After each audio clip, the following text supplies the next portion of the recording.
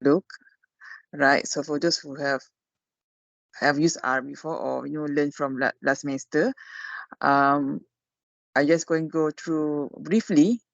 Okay, so you're going to have a look at R, right? And for our case, we're going to use it for probability functions. So this is our main objective for today. Okay, and I've also uploaded introduction to R. So there's a lot of things there so that you can refer to, especially later, when you want to do your assignment.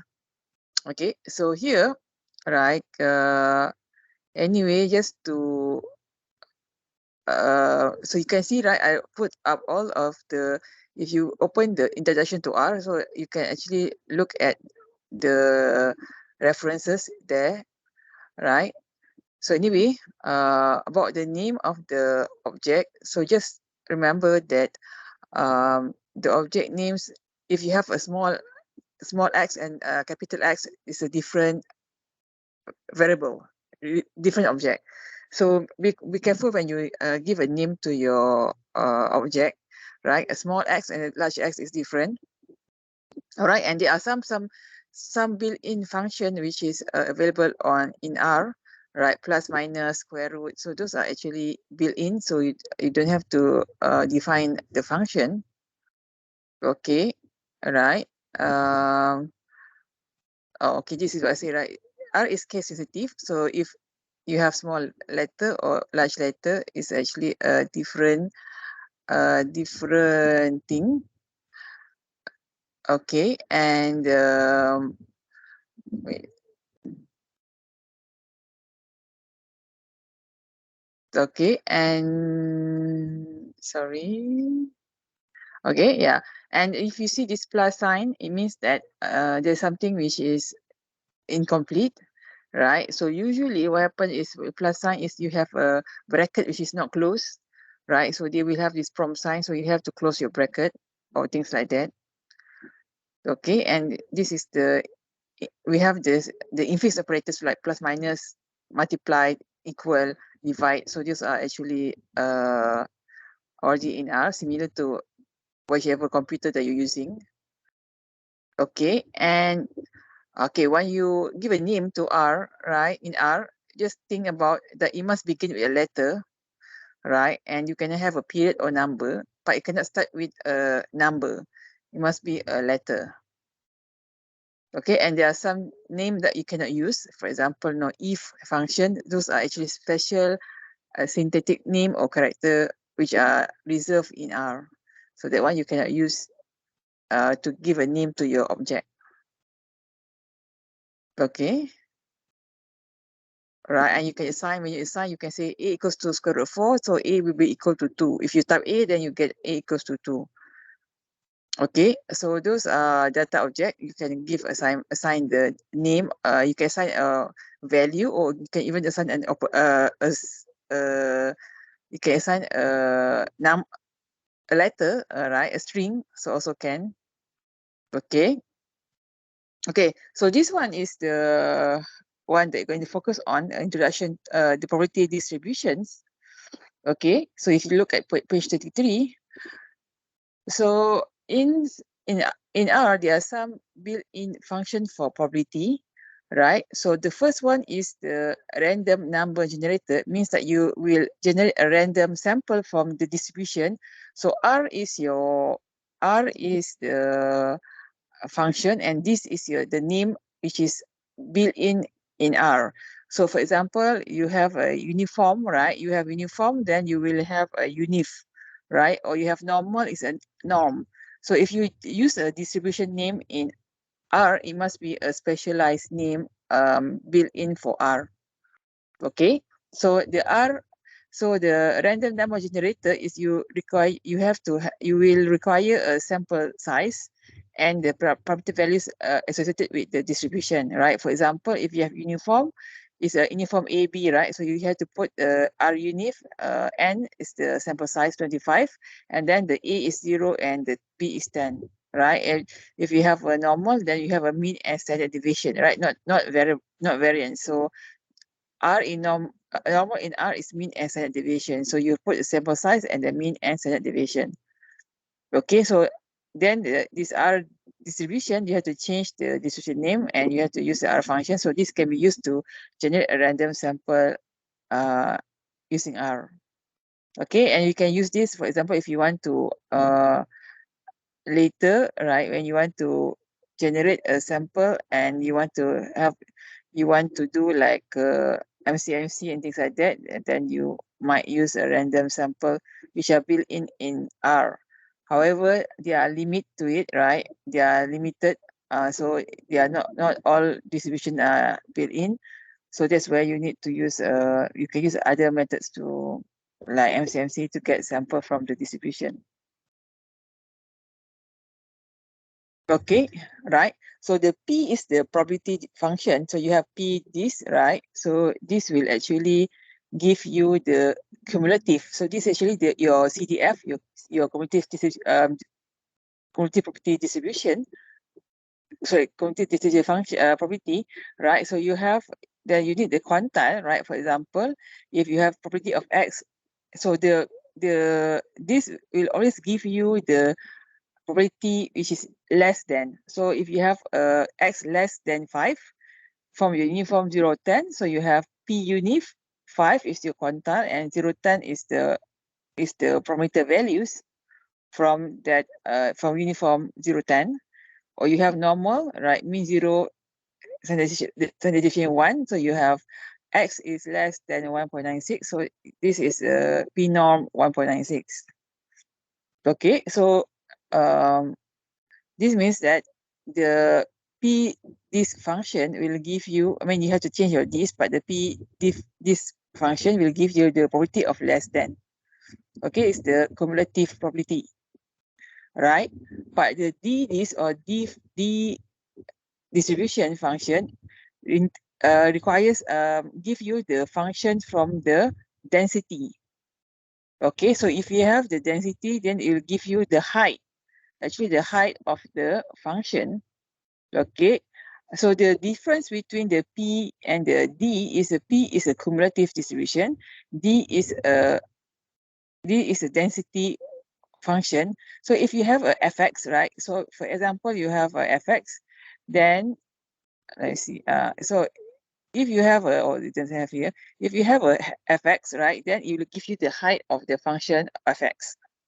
Okay, so the density, so we will, when we going to plot, right, if you going to plot the plot of PDF, so we will use the density function. Okay, we will use the density function. We are not going to use the P function, we're going to use the D function. Right, then this is where you actually use it to plot the when you plot the normal whatever, so you use this D function to plot the density. Okay, but use the P to find the probability, okay, between two values, right? Or the area under the curve, you can use the P function. All right, but one thing about the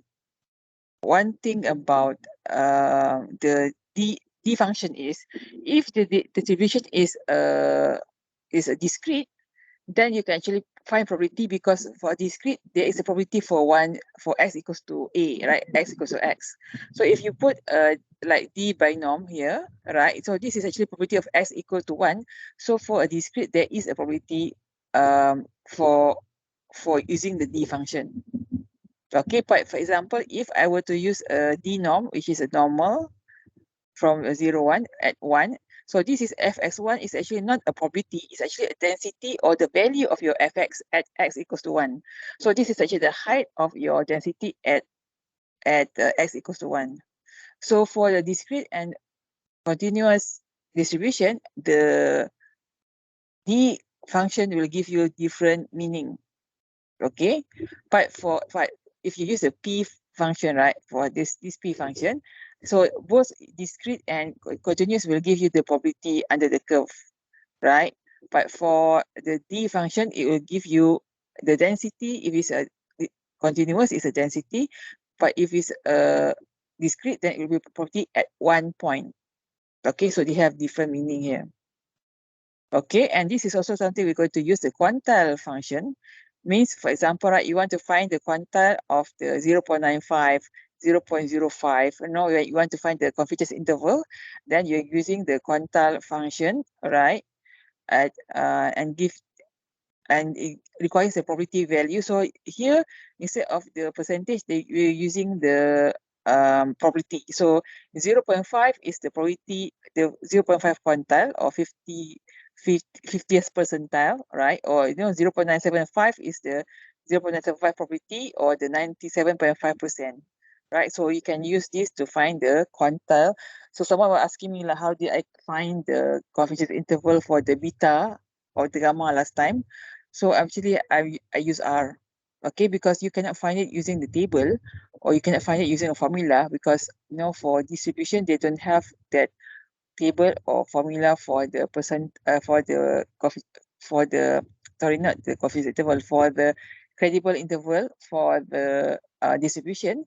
So actually we can use R, and we can actually use this quantile function, the QDis function, to find the quantile for the certain probability, and then that is actually your credible interval, right? Because if, for example, you want to find the 90% credible interval for beta or gamma, right? Then it's actually it might be, if you use alpha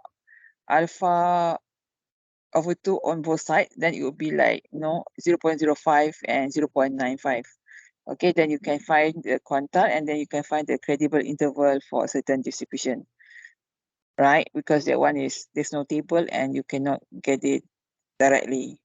So you can use R to get that. Okay, so that is the very short introduction. Okay, so we're going to look at the lab that I've shared. Okay, all right. Oh, right. Before that, just if I share that, oh, it's not there. The R intro, right?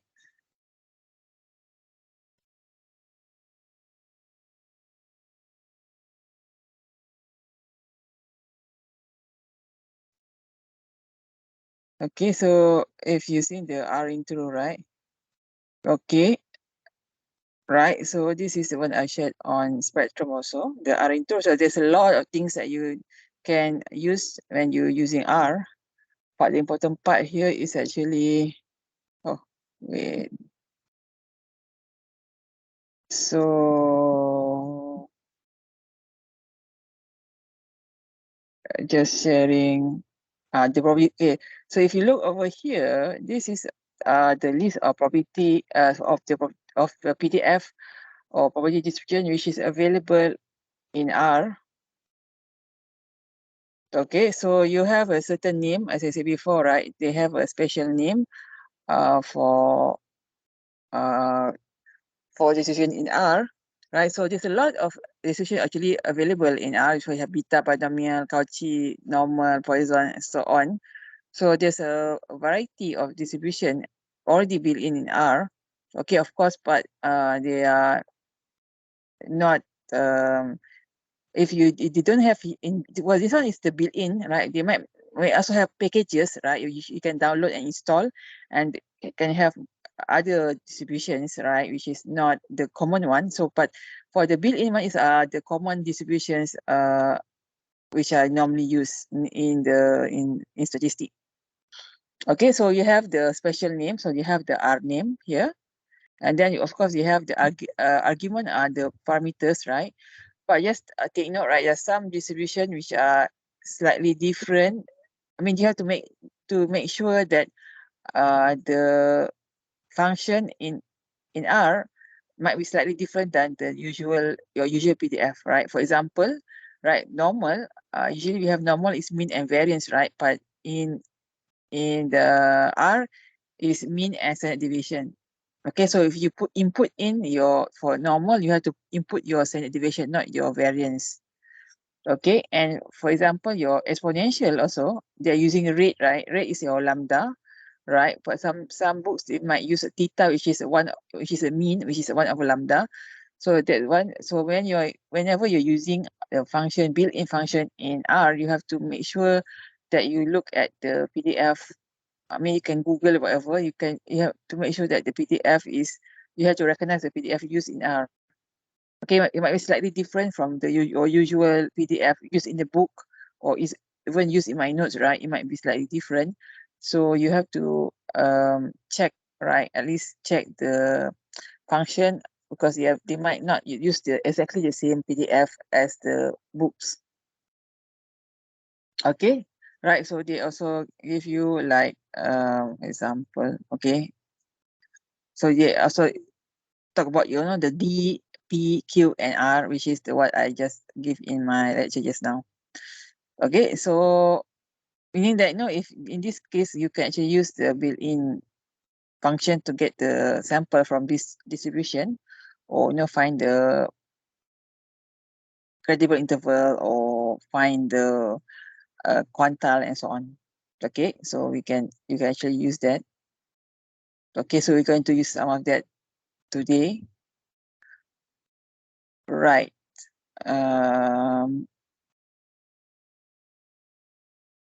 Okay. Then going to your lab class. Okay. So before we look it in R, I'll just explain a bit, right? What does it do? What does the function do? Okay, so these are actually some basic things that might be of interest to you when you're doing this course, right? Because when you doing this course, you are dealing with distribution, right? And it's also good if you have a univariate, then it's also nice to actually visualize using a plot or a graph. Okay, and also as I said, that if you, for example, you want to find the mean or the variance or even the credible interval, right? So you can actually use the built-in function in R to actually you can exploit that, use it, and you can get your answer. Okay, so the first one is actually a example how you can actually plot a density. Okay, this is what I meant by a density, right?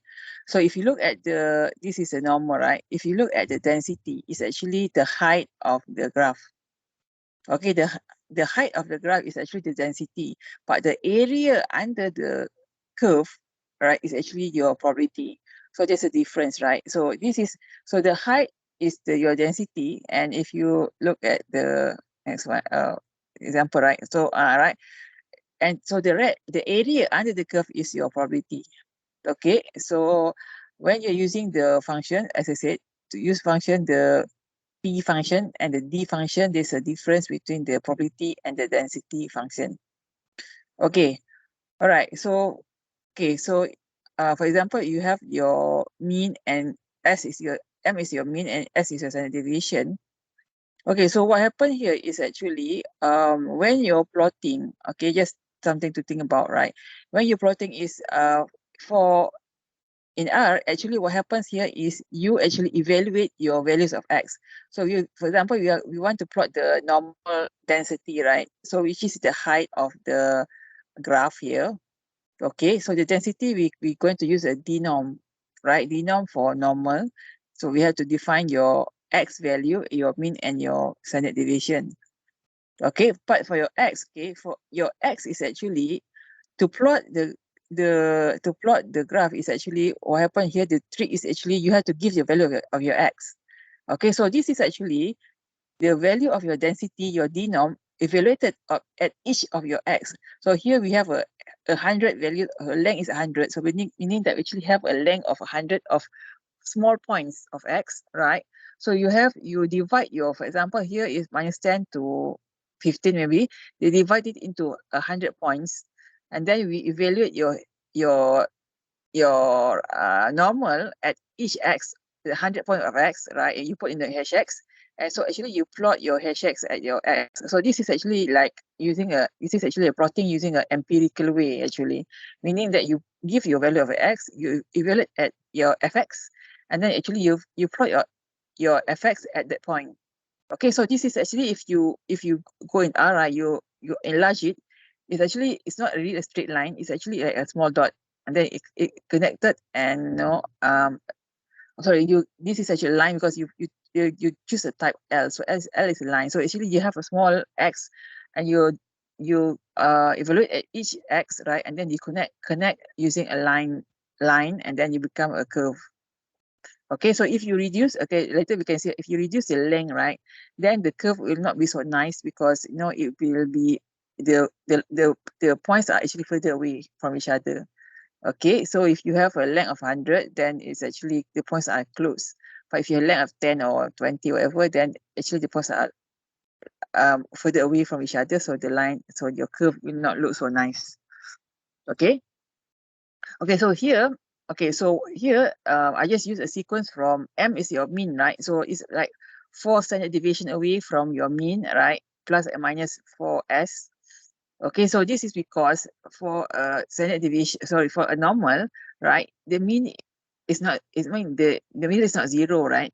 So it's difficult to actually, you have to guess, right? Because the sequence is the m minus 4s and is the beginning part, and the m plus 4s is the large part. So you can actually put in your values, right? For example, 0 to 10 or 5 minus 5 to 5, right? So you can actually put in the values of your beginning or at the end of the sequence, right, manually.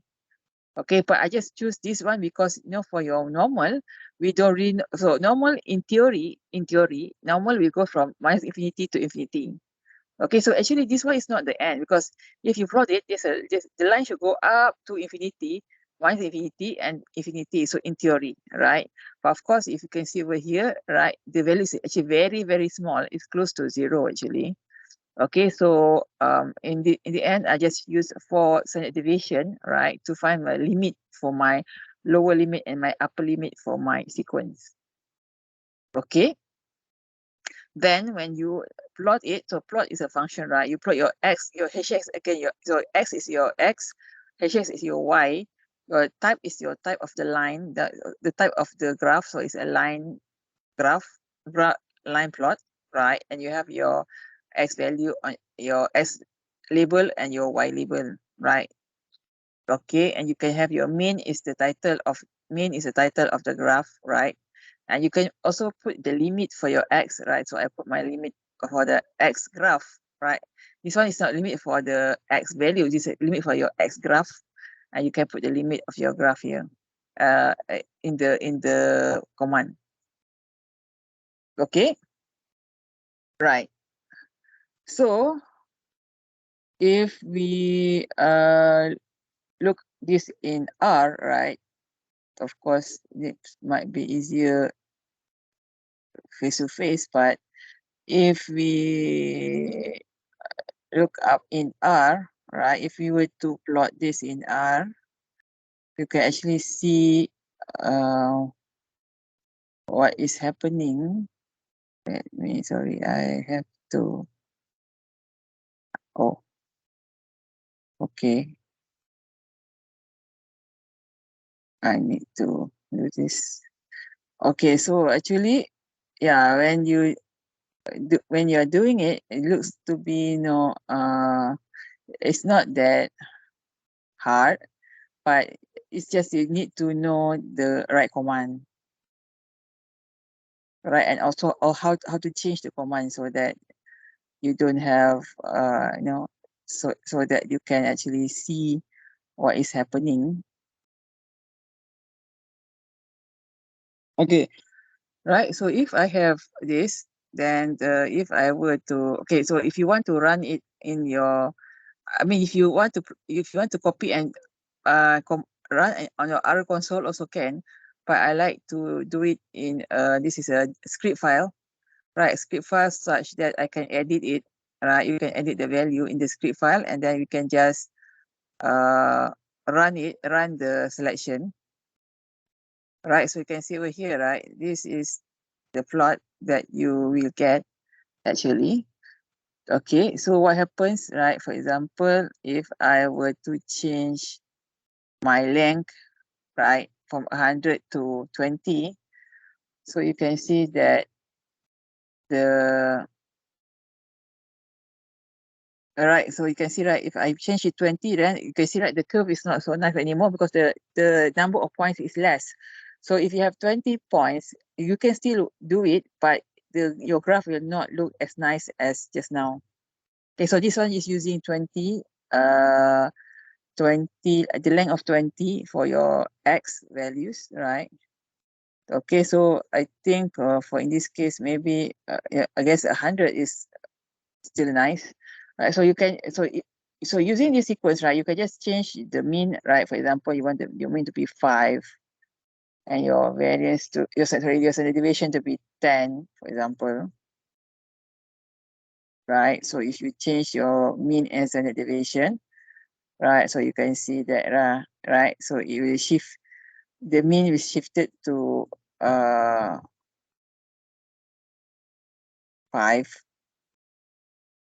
around 5, I guess. 5, and then you have a larger standard deviation, right, which is 10. So you can see the range of your S values is from minus 30 to 40. So it actually become larger, right? So in theory, it can go up to infinity or minus infinity, but that's in theory or only. Okay, right. So this is the like very basic, right? When you want to plot, and you can actually play around. So you can change the distribution. This is the denom. So denom is the simplest, not simplest, but it's the basic ones. Okay, right. Uh, then if you look at the, let's see, if you look at the second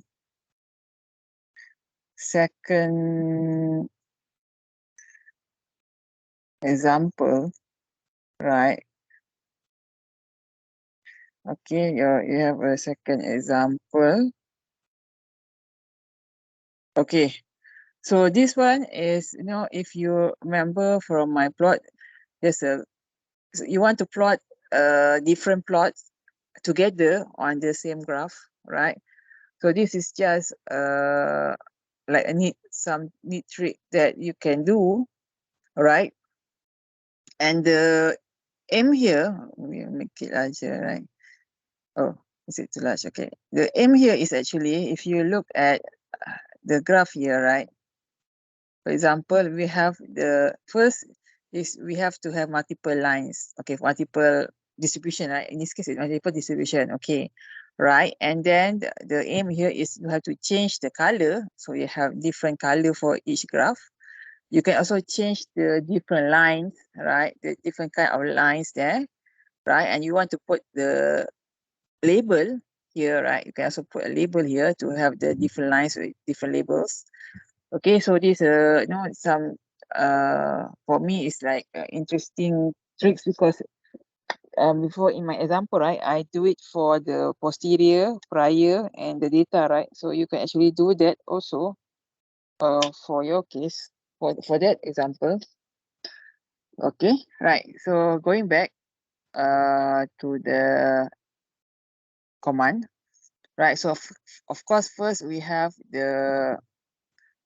our X, right? So this one we want to compare to, because this is a T distribution, so we want to compare with the standard normal. So we have a denom, so you don't have to define your mean and variance because mean and standard deviation, because by default, if you don't put a normal, it will go to 0 and 1. I mean standard normal. Okay, so here we use -4 and 4 as a lower and upper limit for your X. Okay, so here, what happened here is actually you have to define your degree. So this is degree of freedom for your T. And then these are the colors. The colors are the colors for your graph. Okay. So, okay. So first, what happened first is you have your hashes is your normal standard normal. So you plot your standard normal first, right? So you can choose a line type, and LTY is actually the I think the line type 2, LWD is, no, I think LWT and LTY. Is it the, so I can't remember actually. I think this might be the width of the line. Okay, LWD.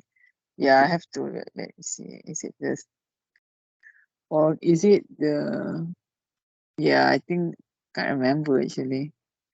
I think normal, or okay, so maybe the, okay, LTY is the type, maybe. I think it could be the type of the line. Sorry, can't remember that. So anyway, you can change the plot, the line, because L is your line type. So this is the type of the line. It could be like the dash line or straight line, whatever. Okay, so you type your, so you plot your X first. Okay, and then you have to use a lines function to actually add in more lines to the current plot. So you start off with your your first data, right? And then you have additional data with additional plot, right? So you use line. So we in this case we add another 4 lines, 1 to 4, right? And we can change the color, right? The colors are in the color label, which is red, blue, and so on. And then the F is a degree of freedom for the T, because this one is your, you can see right here is a DT.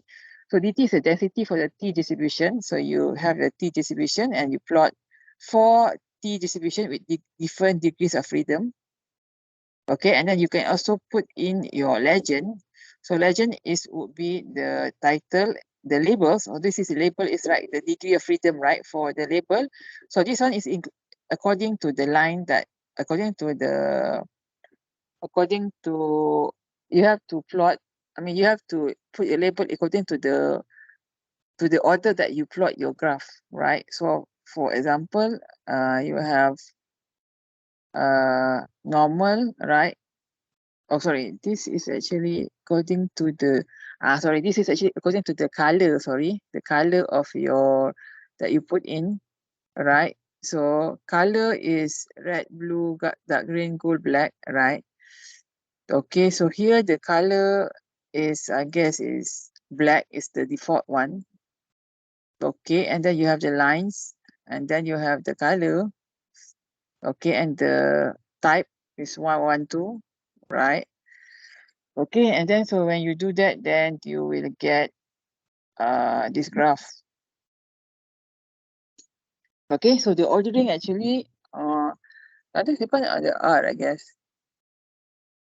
Okay, right. So if we look at the R,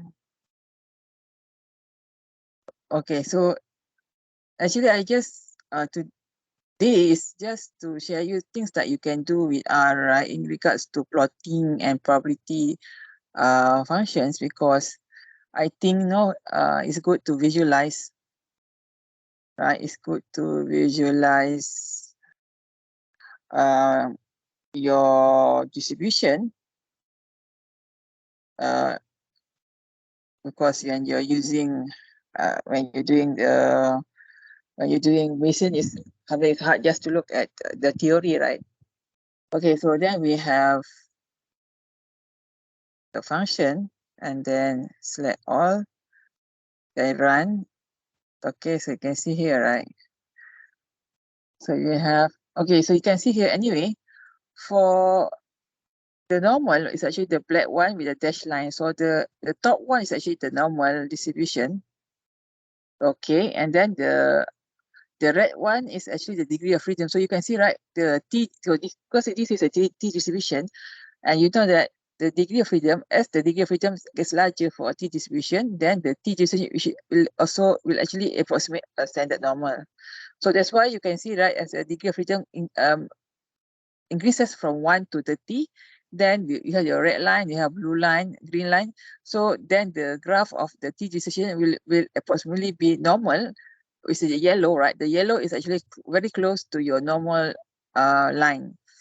Okay, so this is just something interesting, right? So anyway, this is how you can plot several lines or several plots on the same graph, right, and have a legend and so on. Okay, and you can do it in the neat way, right, because you can change, you can label your um legend, and then you can have a color and lines and things like that. Okay, so this is for example 2.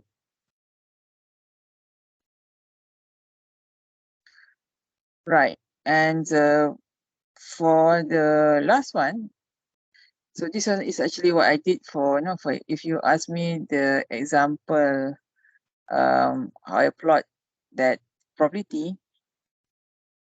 So okay, this one, right?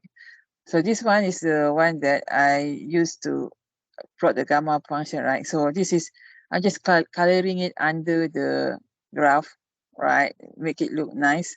So here we have the normal, right? And we have a distribution which is mean 100 and standard deviation of 15. And so what proportion of children have IQ between 80 and 120? So actually I want to find the probability of X between 80 and 120. Okay, so we have the mean and standard deviation, right? And then we have your your graph. This is your basic graph, which is your denorm, right? And then so you plot your normal. So this is your normal graph. Okay, so and this is actually your, you can see over here, right? The area here is actually your lower limit. Your UP is your, or LB is your lower limit, UB is your upper limit. Okay, so your P norm is actually the area under the, this one is using the P norm, right? The probability of X less than 120 minus probability of X less than 80. Okay, so this is your area here. Okay, and then you actually superimpose it on the graph, right? That's why you get the area, the red one. So you can see, right? So the area here is actually the probability of 120 minus probability of X less than 120 minus X less than 80. So you get 0.818. Okay, and then this you have the 80 and 120 here. So it's actually the area under the curve, which is the red color. Okay, so this one you can, meaning that you can find the probability under the curve, and then you can actually find the probability of a certain event. Okay, and but okay, this one I have to take because I took it. I have to say I have to take it from the internet, right?